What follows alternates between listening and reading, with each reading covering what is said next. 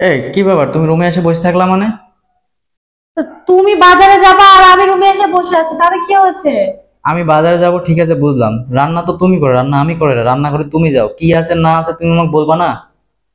তা এটা তো ভালোভাবে বললেই হয়ে যেত, এত চেতার কি আছে? তো চাঁদবো না? বলো, তুমি রান্না, তুমি বললা যে বাজার নিয়ে আসো, বাজারে যাও। বাজারের কথা বলে এসে তুমি রুমে এসে বসে থাকলা।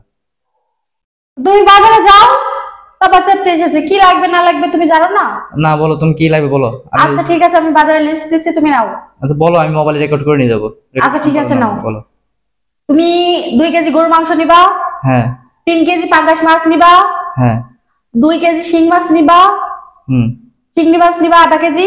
হ্যাঁ। ঠিক আছে? চিংড়ি মাছ আজকে নিবো না, কেন? অ্যালার্জি হয়েছে আমার।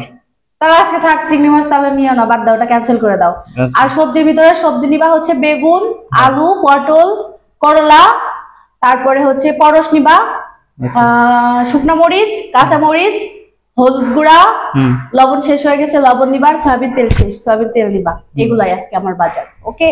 আচ্ছা ওকে ঠিক আছে। এরপর যে বাজার নিয়ে এসে বলবা না যে এটা ছাড়া আইসো, যা তুমি যা যা বলছো আমি রেকর্ড করে নিয়ে এসো, সোমবার নিয়ে আসবো। আচ্ছা ঠিক আছে।